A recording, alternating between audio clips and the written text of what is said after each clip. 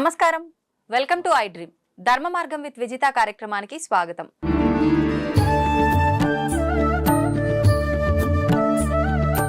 ప్రస్తుతం మనతో పాటు ఉన్నారు ప్రముఖ జ్యోతిష్య వాస్తు పండితులు బ్రహ్మశ్రీ అన్నవరపు తిరుపతి మూర్తి అవధాని గారు. ఇప్పుడు వారితో మాట్లాడి మరిన్ని విషయాలు తెలుసుకుందాం. మనకున్న సందేహాలన్నింటినీ కూడా నివృత్తి చేసుకునే ప్రయత్నం చేద్దాం. నమస్కారం గురుగారు. ఓం శ్రీ మహాగణాధిపతయే నమః. గురుగారు, సకల జనులందరికీ కూడా కావాల్సింది లక్ష్మీదేవి అనుగ్రహం. అయితే అందరికీ జనులందరికీ కూడా అక్షయ సంపదలు ఇచ్చే దేవి ఎవరు అని అంటే లక్ష్మీదేవి. మరి ఆ లక్ష్మీదేవి అనుగ్రహం ఉండాలి అని అంటే ఎటువంటి విధి విధానాలు ఆచరించాలో తెలియజేయండి. తప్పకుండా అమ్మ, 2 విషయాలు చెప్తాను. ఆ 2 విషయాలలో ఒకటి తాత్కాలిక ఉపసంహారం, రెండోది దీర్ఘకాలిక ప్రయోజనం. మొదటిదైతే తాత్కాలిక ఉపసంహారం చేయడానికి అందరూ సిద్ధపడతారు, కానీ జీవితకాలం మనకు అది యోగిస్తుంది అంటే దాని జోలికి ఎవరు వెళ్ళడానికి సిద్ధపడరు. ఏం లేదమ్మా, ప్రధానంగా మనం ఏ దేవాలయానికైనా వెళ్తే మంచి పండగల రోజు నాడు అంగరంగ వైభవంగా అలంకారం చేస్తూ ఉంటారు. అసలు అక్కడ భక్తి ఎలా ఉన్నా ఆహ్లాదకరంగా మాత్రం మంచి కనిపిస్తూ ఉంటుంది. అలానే ప్రతి మనిషికి కావాల్సింది సొంత గూడు. ఆ ఇంటిని మనం ఎంతగా అయితే కాపాడుకుంటూ వస్తామో అది మనల్ని అంతగా కాపాడుతూ ఉంటుంది. మీరు అన్నట్టుగా లక్ష్మి అనేటువంటిది స్థిరంగా ఎప్పుడు ఎక్కడ ఎవరింట్లోనూ ఉండదు, ప్రవహిస్తూ ఉంటుంది. ఆ ప్రవాహంలో మనకి ఎంత కావాలంటే అంత తీసుకోవాలి. సాధ్యపడదా అలా స్థిరంగా ఉంచుకోవడం? అసలు ఆవిడ ఉండదండి, ఆవిడ ప్రవహిస్తూ ఉంటుంది. స్థిరంగా ఉందనుకోండి ఇంతే ఉంటుంది, ఇంక ఉండదు. ప్రవహిస్తూ ఉంటే ప్రవాహం మనకి ఎంత కావాలంత వలేసి మనం దగ్గర దాచుకోవాలి. నువ్వెంత తీసుకున్నానో ఎంత దాచుకోగలిగావు అనేటువంటిది నీ సామర్థ్యాన్ని అనుసరించి ఉంటుంది. ఆ అమ్మవారు అలా మనకు ప్రవాహంలాగా నడుస్తూ ఉండాలంటే మనం చేయవలసింది ప్రధానంగా విడిచిన వస్త్రం మళ్ళీ మనం కట్టకూడదు. అంటే మనం మామూలుగా ఉదయం పూట ఏమైనా బట్టలు కట్టుకుంటే మధ్యాహ్నం విడిచేసి మళ్ళీ రాత్రి కడుతూ ఉంటాం. ఒక్కసారి ఒంటి మించి విడిచి పక్కన పెట్టామంటే ఆ బట్టలు మళ్ళీ మనం కట్టకూడదు. అలా కట్టినటువంటి చోట లక్ష్మీ అమ్మవారి ఉండదు. ఫస్ట్. 2, ఇంటి ముందు ముగ్గు లేకుండా ఉండకూడదు. 3, అపరిశుభ్రంగా ఇల్లు ఊడ్చకుండా ఇల్లు ఉండకూడదు. 4, దీపారాధన లేకుండా ఇల్లు ఉండకూడదు. 5, ఉతికి ఆరేసినటువంటి బట్టలు మనం ఎక్కడ పడితే అక్కడ పడేస్తాం మడత పెట్టకుండా. ఈ 5 కనుక చక్కగా మనం ఆచరిస్తూ ఉంటే నిజంగా కూడా మనం ఏ దేవాలయానికి వెళ్ళక్కర్లేదమ్మా. అంటే మన ఇంటికి మించిన దేవాలయం ఏముంది? మీరు ఏ దేవాలయానికైనా వెళ్ళండి, పొద్దు నుంచి రాత్రి వరకు ఉండండి. రాత్రికి ఏం చేస్తారు? తాళం వేసే ముందు ఇంటికి వెళ్ళిపోమంటారుగా, గుళ్ళోంచి బయటకు వచ్చేయండి తాళం వేసేయాలంటారుగా. మనం బయటికి వెళ్ళిపోవాల్సిందేగా. మన ఇంట్లోంచి మనల్ని ఎవరైనా బయటికి వెళ్ళమంటారా? ఎవరు అనరు. ఎంతకాలం మన ఇష్టానుసారం ఉండొచ్చు. ఆ ఇల్లు మనల్ని అంతగా కాపాడుతుంది. ఈ 5 మనం సక్రమంగా చేస్తే చాలండి. ఈ 5 మనం సక్రమంగా చేయలేము. ఎందుకు చేయలేమంటే చాలామంది నోట్లోంచి వచ్చేటువంటి మాట, మాకు ఉద్యోగాలు ఉన్నాయి కదండి, ఆ ఉద్యోగాల్లో మాకు సమయం కుదరదండి. నేనే ఉంటాను, ఇన్స్టాగ్రాము, వాట్సాప్, ఫేస్బుక్ ఇవి చూసే అరగంట మనం కాదనుకుంటే ఒక్కొక్క పనులు మనం చేసుకోవచ్చుగా.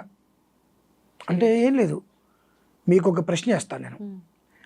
మిమ్మల్ని ఒక చోటకి ఒకళ్ళు ఎవరైనా వచ్చి ఒక 2 నెలల పాటు ఖచ్చితంగా ఉదయం 6 ఇక్కడికి వచ్చి మీరు ఈ వర్క్ చేసుకుంటే ఇక్కడ మీకు నేను జాబ్ ఇస్తా, చాలా పెద్ద జాబ్, దొరకటం కష్టం, ఇక్కడ మీకు జాబ్ ఇస్తా, బట్ ఎవ్రీడే 6 o'clock ఇక్కడ మీరు ఉండాలి అని చెప్పి మీరు ఏం చేస్తారు? ఖచ్చితంగా వెళ్తారు. అంటే అతను మంచి జాబ్ వస్తుంది, జీతం ఇస్తారని చెప్పి. సో అదే అంతకు మించి ఒక 2 నెలలు ఎక్స్ట్రా చేస్తే జీవితం ఉంటుందంటే మనం చేయట్లేదు కదండి. నమ్మకం లేదు ఇక్కడ. అంతే అంట. అక్కడ మీకు నమ్మకం ఎలా వచ్చింది? ఏమో 2 నెలలు వచ్చిన తర్వాత ఏదో ఒక అకారణం చేత ఏదో ఒక కారణం చేత 1 నిమిషం లేట్ వస్తే, ఇదిగో నువ్వు ఈ టైంలో లేట్ వచ్చావు కాబట్టి నేను రిజెక్ట్ చేస్తున్నా అనొచ్చుగా. వీసా అప్లికేషన్కి వెళ్తారుగా, 100 మంది వెళ్తే ఒకళ్ళకి 2 వీసా వస్తుంది, మిగిలిన అందరూ రిజెక్ట్ అవుతుందిగా. సో అంటే ప్రతిదానికి గెలుపు ఓటమిలు ఉంటాయి. మనము ఏదైతే అనుకుంటామో దానికి రివర్స్లో జరుగుతూ ఉంటుంది. ప్రతి ఒక్కటి అనుకోవటం మానేసి ఆచరించడం మొదలు పెడితే జీవితం బాగుంటుంది కదా. ఈ 4 ఆచరించాలమ్మా. ఇది దీర్ఘకాలిక ప్రయోజనం. ఇకపోతే దీర్ఘకాలికం కాకుండా అప్పటికప్పుడు ఆపత్కాలంలో మనల్ని కాపాడేటువంటిది. అమ్మవారికి రేపు 29వ తారీఖు చతుర్దశి.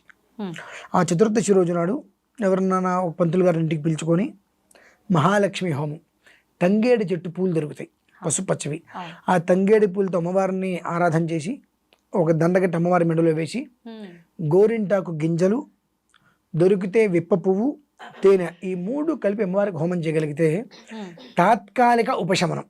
గోరింటాకు అంటే మనం ఆ గోరింటాకు గింజలు, ఆ గోరింటాకు గింజలు, విప్ప పువ్వు, తేనె ఈ 3 కలిపి కనుక హోమం చేసినట్లయితే తాత్కాలిక ఉపశమనం. ఏంటంటే మొత్తం అప్పటికప్పుడు ఏదైనా ఆర్థిక ఇబ్బంది వచ్చి తప్పదు ఇప్పుడు ఇది నాకు కావాలి అన్న టైంలో ఇలాంటిది. ఓకే.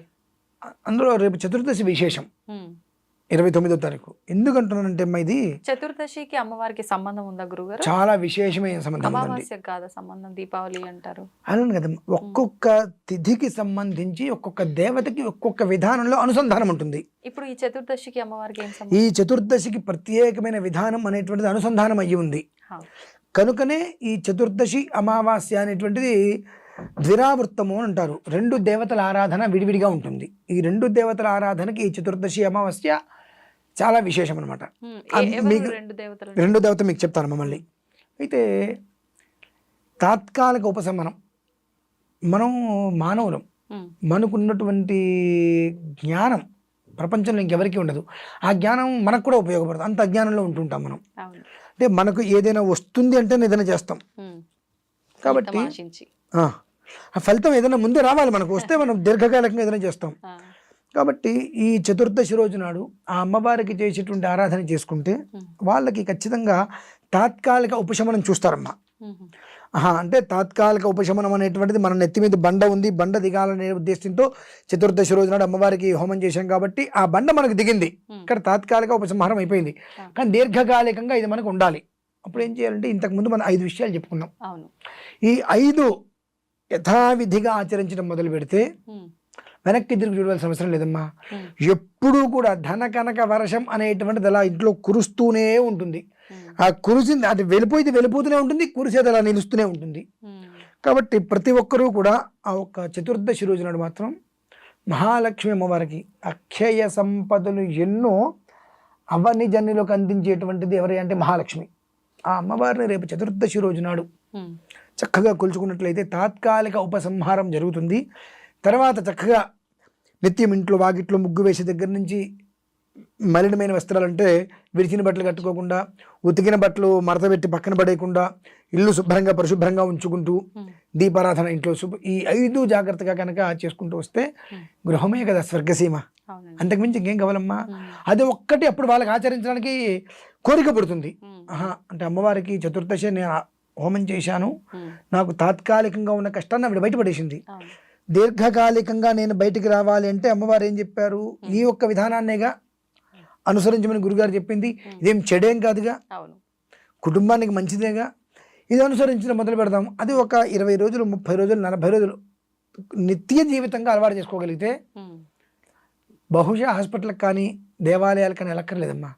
ఎప్పుడూ ఆనందంతో ఉంటారు వాళ్ళు. ఇప్పుడు ఒకవేళ చాలా మందికి అప్పులు ఎక్కువగా అయ్యి కొట్టుమిట్టాడుతుంటారు, ఇంకా అసలు ముందుగా వెనక్క అనేటట్టుగా ఉంటారు అప్పుల బాధలో.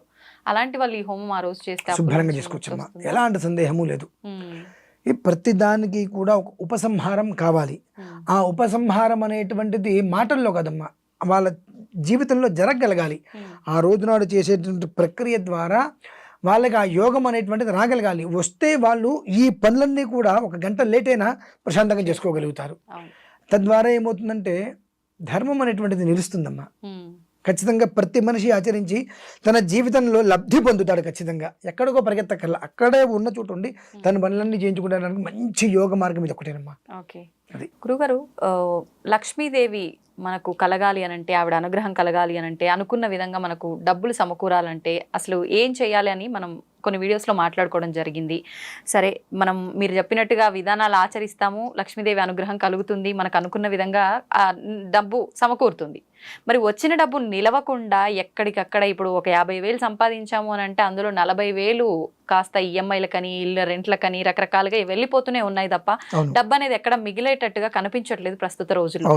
నిజంగా ఇలా అవ్వకుండా ఎక్కడికక్కడ మంచి ఒక ప్లానింగ్ ప్రకారంగా వచ్చిన డబ్బు నిలవాలి, మన ఖర్చులు అన్నీ కూడా తగ్గాలి పొదుపుగా ఉండాలి అని అంటే ఏం చేస్తే బాగుంటుంది అంటారు? కోపం రాదుంటే ఒక మాట చెప్తానమ్మా.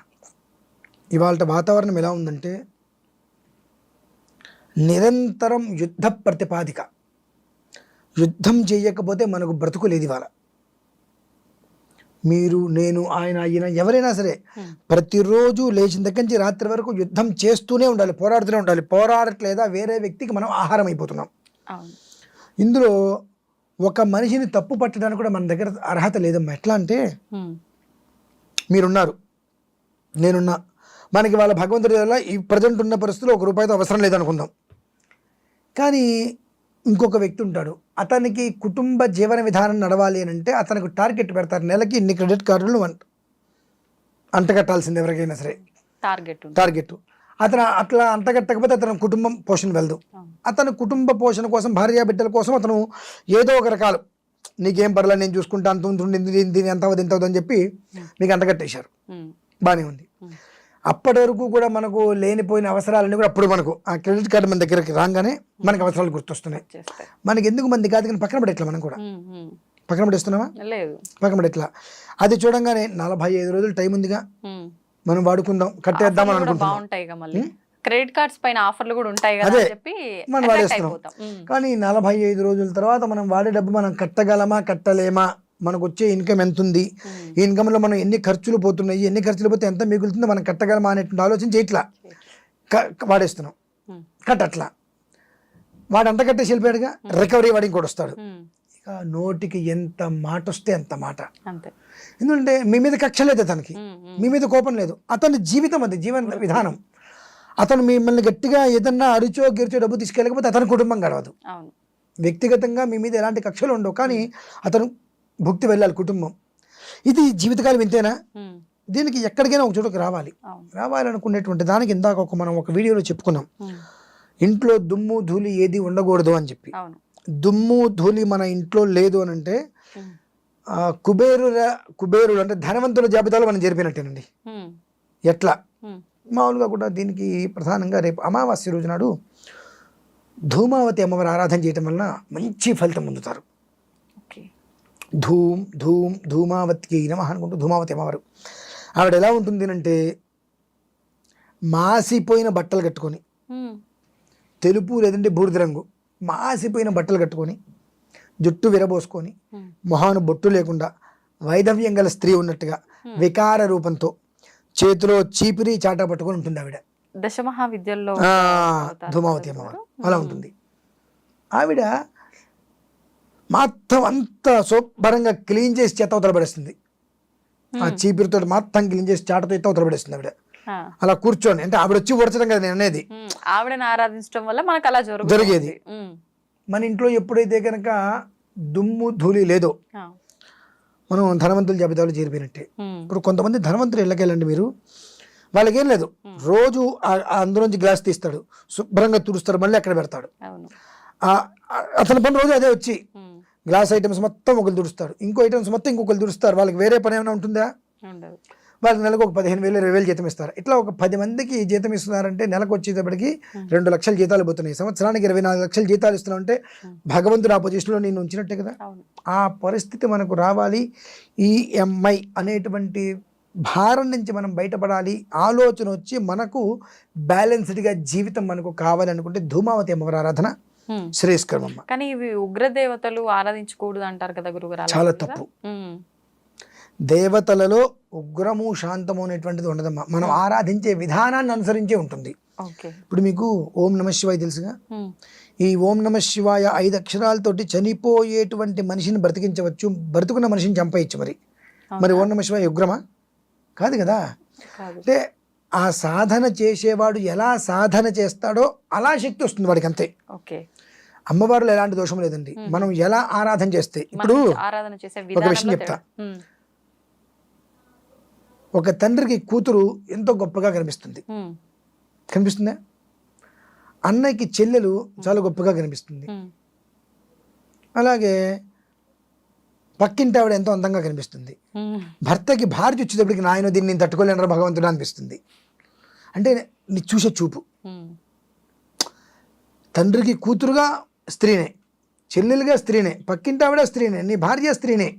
కానీ నువ్వు చూసే చూపు ఎలా ఉంది, ఆ విధానాన్ని అనుసరించి ఒక మనిషికి గొప్పగా ఉన్నత స్థాయిలో కనిపించినటువంటి కూతురు ఇంకొక మనిషి దగ్గర వచ్చి నేను దీన్ని నేను భరించలేనురా అంటున్నాడు. చూసారా? అంటే అక్కడ మనం చూసే విధానాన్ని అనుసరించి ఉంటుంది. మంచిగా చూసామనుకోండి మంచిగానే కనిపిస్తుంది, లేదనుకోండి ఆయన కూతురుగా చూస్తే ఆయన కూతురుగానే కనిపిస్తుంది, నా భార్య అనుకుని చూస్తే అలా గొప్పగానే కనిపిస్తుంది. సో అలానే అమ్మవారి విషయానికి వస్తే మనం ఏ విధానాన్ని అయితే అనుసరిస్తామో ఆ రకంగా ఆవిడ మనకి ప్రత్యక్షమిస్తుంది. మరి ఉగ్రంగా ఎందుకు కనిపిస్తారు వాళ్ళు అంటే రాక్షసుల్ని భయపెట్టడం కోసమే. అంటే రాక్షసులు అంటే లోపల ఉండేటువంటి రాక్షసత్వం ఉంటుంది. అమ్మో ఆవిడంత ఉగ్రంగా ఉన్నారు, ఆవిడకి పూజ చేస్తే మనకి ఏం జరుగుతుందో, మన జాగ్రత్తగా ఉండవనేటువంటి విషయంలో ముందర స్థితిగానే ఆ భయాన్ని దృష్టిలో ఉంచుకొని పాపం చేయకుండా ఉంటారని చెప్పి కాస్త వాళ్ళు అట్లా ఉగ్రంగా కనిపిస్తుంటారు. కానీ ఉగ్రదేవతలు కదమ్మా. ఆ ధూమావతి అమ్మవారి ఆరాధన కనుక చేసినట్లయితే ఎంత శుచిస్మితంగా శుచిర్భూతంగా ఉంటుందంటే వాళ్ళ కుటుంబము. ఏం లేదు, ఆవిడనేం లేదు నాకు ఇది పోవాలి, నాకు ఇది పోవాలి, నాకు ఇది పోవాలని ఆరాధించి నాకు ఇది కావాలని పిలవద్దు. ఆవిడ వరకు వస్తే నాకు ఇది కావాలని చెప్పదు, నాకు ఇది పోవాలి, నాకు ఇది పోవాలి, నాకు ఇది పోవాలి, నాకు ఇది అంటే మన చుట్టూతా ఉండేటువంటి నెగిటివ్ పోతేనే పాజిటివ్ లోపలికి వస్తుంది. నెగిటివ్ ఉందనుకో పాజిటివ్ ఎక్కడ వస్తుంది?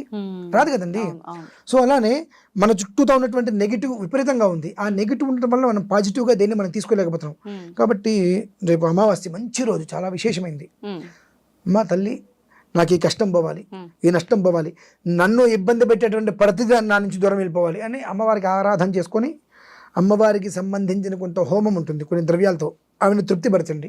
తద్వారా ఏమవుతుందంటే ఏ ద్వారంలో నుంచి నీలోనే నెగిటివ్ వెళ్ళిపోయిందో అదే ద్వారం నుంచి పాజిటివ్ మొత్తం లోపలికి వస్తుంది.